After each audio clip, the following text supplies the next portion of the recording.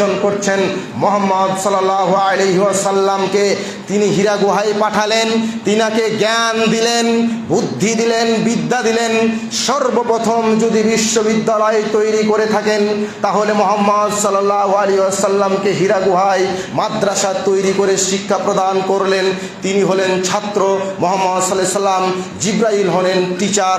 একজন দেখেন ভালো টিচার দিয়ে একজন ভালো শিক্ষক ভালো ছাত্রকে শিক্ষা দিচ্ছেন। সেখানে মুহাম্মদ সাল্লাল্লাহু আলাইহি ওয়াসাল্লাম সেখানে স্বপ্নের মাধ্যমে ওহী পেলেন।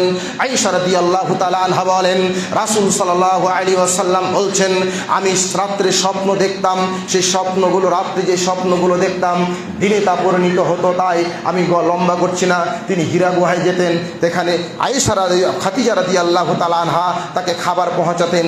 তিনার বাড়ি থেকে ওই হীরা গুহা পাহাড়টা প্রায় 1 কিলোমিটার এবং 1 কিলো থেকে নিয়ে তিনি 2 কিলোমিটার উপরে উঁচুতে উঠতেন।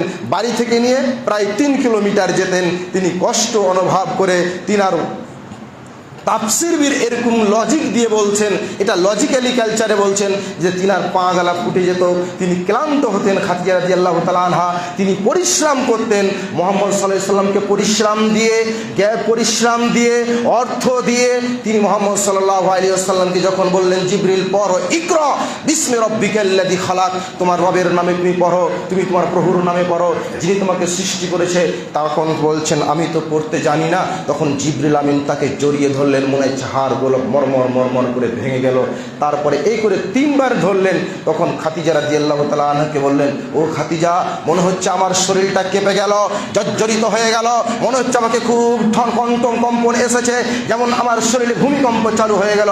তাকে তার কথা বুঝতে পারলো, তিনি একজন নবী মনোনীত হলেন। তাকে শিক্ষা জ্ঞান দেওয়া হলো। কেন জ্ঞান দিলেন? যে তাওহীদের জ্ঞান না দিলে মানুষের কাছে বলবেন যে আকিমিস সালাত, তোমরা সালাত আদায় করো, এটা যদি না বুঝতে পারে তাহলে মুহাম্মদ সাল্লাল্লাহু আলাইহি ওয়াসাল্লাম কি বলবেন?